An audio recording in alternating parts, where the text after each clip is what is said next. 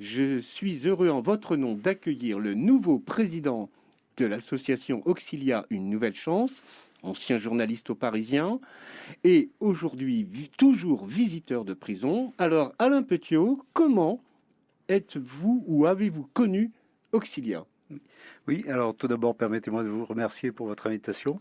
Auxilia, bon, j'en suis le président, mais c'est derrière plus de 800 bénévoles, donc c'est eux qui font le travail.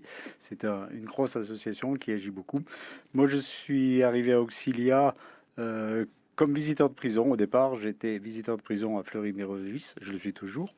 Et c'est avec un autre visiteur de prison qui, lui, était également bénévole à Auxilia, qui a voulu recruter un peu sur Fleury-Mérogis.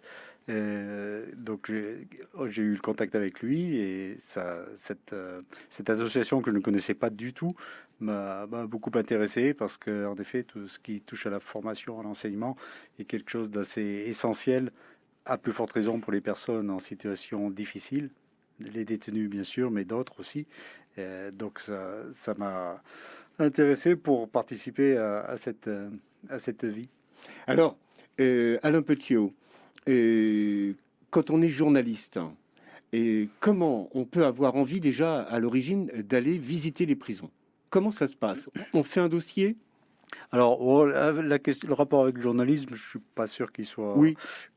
Enfin, Ou alors en voilà, tant que j'ai personne, été qu'est-ce qui vous a journaliste. été Voilà, décrit? j'étais plus journaliste au moment où j'ai Mmh. commencé à m'intéresser au monde pénitentiaire.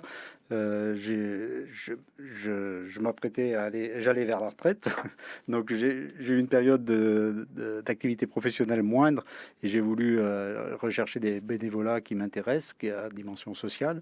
Et puis la prison, c'était un univers qui m'interrogeait depuis longtemps, parce qu'on en a une description souvent très noire, et donc j'avais envie d'aller toucher du doigt un peu cette réalité. C'est limité, mais bon, on rentre quand même, on voit un certain nombre de choses. Donc, pour être visiteur de prison, ben, il faut faire la demande pour un établissement précis, et donc faire un dossier auprès du service pénitentiaire d'insertion et de probation de la région, avec un CV, une lettre de motivation. Le SPIP, lui, s'occupe de récupérer un extrait de casier judiciaire. Et puis ensuite, il y a un entretien à passer avec la direction du SPIP de l'établissement dans lequel on va. Et puis voilà, une fois qu'on est accepté, ben, alors il faut faire preuve d'un peu de patience, c'est souvent long. Moi en plus mon dossier s'était perdu, donc voilà, il m'a fallu. Et vous avez exercé en tant que visiteur et c'est là où vous avez rencontré Gérard. Voilà, tout à fait, qui était aussi visiteur et qui était aussi bénévole d'Auxilia et qui est toujours bénévole d'Auxilia. J'imagine que au fil du temps, on fait de belles rencontres. C'est peut-être pas le terme, mais il doit y avoir des rencontres assez bouleversantes quand on est en maison d'arrêt. Oui, oui, oui, c'est très divers, hein, mais oui, il y a des belles rencontres, on peut le dire comme ça. Oui, oui, oui, moi ça me pose pas de problème de le dire ainsi. Moi j'apprends aussi des gens, des personnes que je rencontre. En plus, comme visiteur, le principe, c'est de voir les gens régulièrement, voir un ou des détenus régulièrement. Moi je le fais toutes les semaines. Donc là, actuellement, je vois 3 personnes toutes les semaines. Et donc on se connaît un peu plus. Il y a une personne que je vois depuis 3 ans. Donc du coup les rapports, enfin voilà, les échanges sont intéressants, sont un peu plus riches. Et puis Alors pour Auxilia, bon, j'imagine que quand vous visitez, selon la circonstance et selon la personne détenue, vous pouvez suggérer de s'inscrire à une formation, admettons. Mais pourquoi Auxilia, une deuxième chance, propose de la formation de l'enseignement en prison? parce que c'est quelque chose d'important pour les personnes qui sont là. C'est un moment dont elles peuvent tirer un peu de profit. Il y a déjà des formateurs à l'intérieur. Oui, oui, oui, il y a en effet des enseignants qui sont des enseignants de l'éducation nationale, qui sont volontaires pour aller travailler en prison.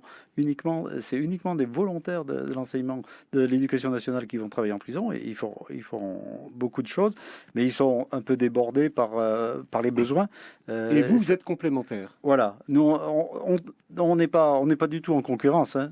Au contraire, moi il m'est arrivé il n'y a pas très longtemps de rencontrer une jeune femme à Fleury qui venait de s'inscrire enfin demander des cours à Auxilia.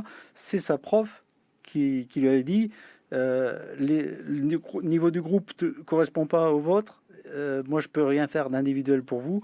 Allez voir Auxilia, eux vont vous proposer quelque chose d'individuel, d'adapté à votre niveau.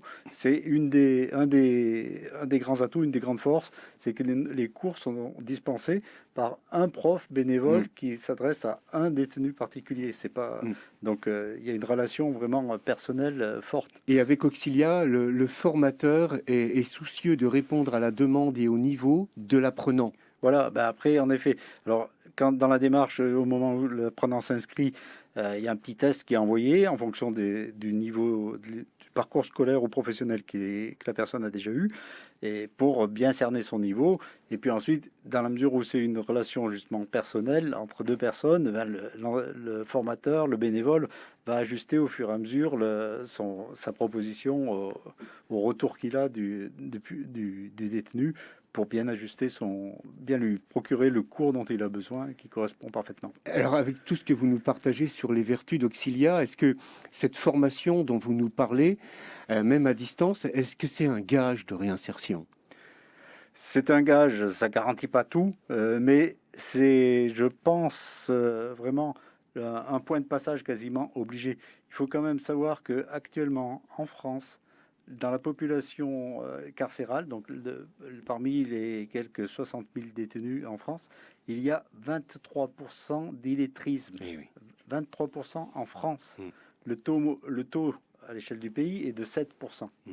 Donc ça montre les besoins. Et d'ailleurs, par rapport à ce qu'on disait, les centres scolaires en prison, s'adresse beaucoup à toutes ces personnes qui sont en très très grande difficulté et donne la priorité à ces personnes-là, ce qui fait qu'ils sont obligés de négliger des personnes qui ont déjà du bagage et qui veulent apprendre, parfois pour se former dans une visée professionnelle, mais aussi parfois simplement pour s'enrichir. Il n'y a pas longtemps, j'ai rencontré une personne qui voulait des cours de philosophie.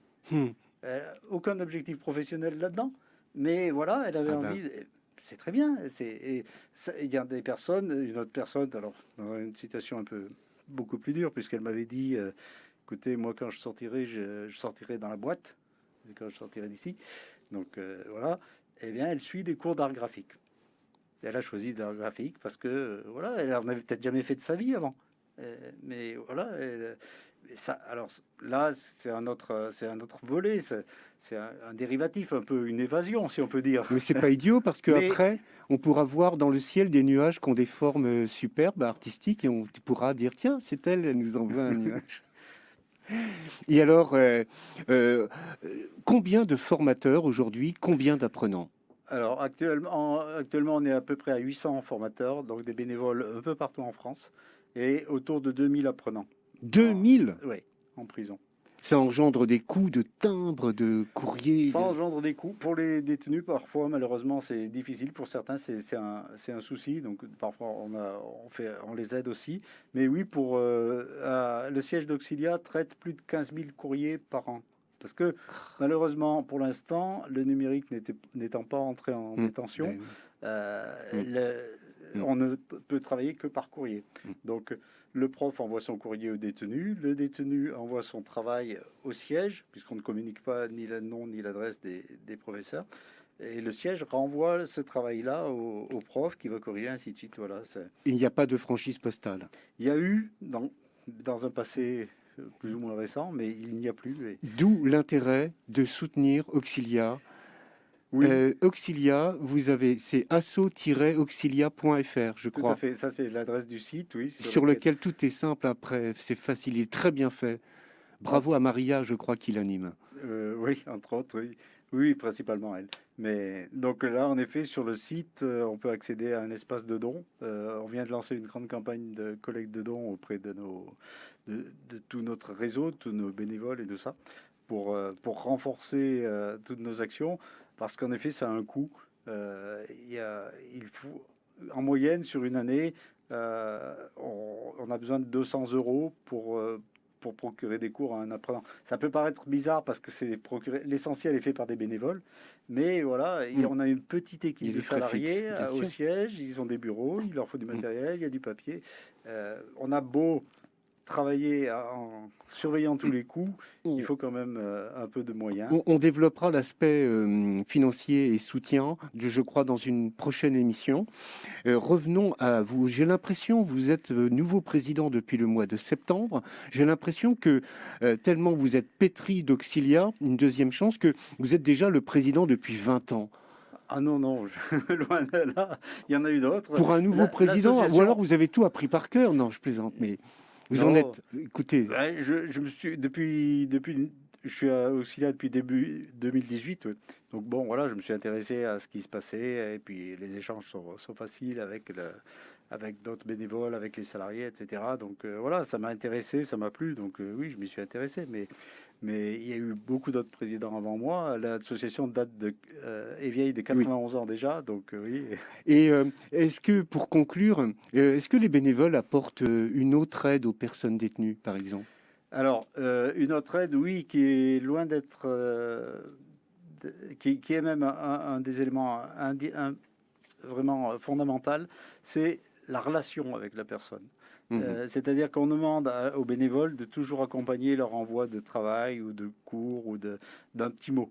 Alors, après, avec le temps, ben, ça évolue, et ça, c'est un élément aussi très, très, très important. C'est une petite lumière qui arrive, une petite bouffée d'oxygène pour la personne qui...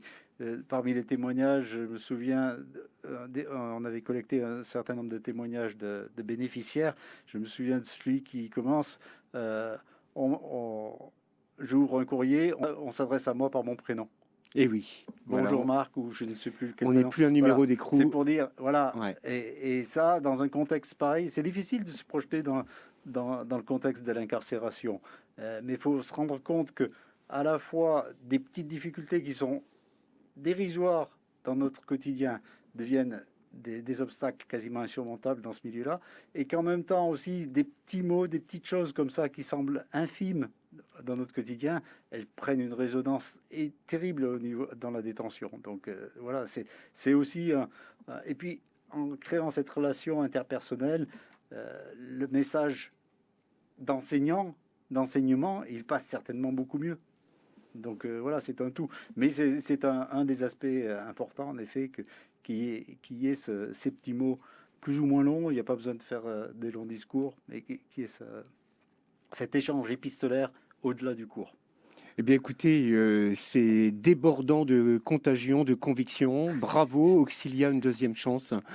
Et puis, bravo à tous les bénévoles. Et félicitations à vous qui, plein de conviction, mettez le pied dans le chausson de la présidence. Et on sera heureux de vous recevoir. Pour l'instant, je remercie toutes les personnes qui nous ont appelés. Frédéric et Stéphane au standard, Dimitri à la réalisation de cette émission qui sera disponible en podcast dès demain.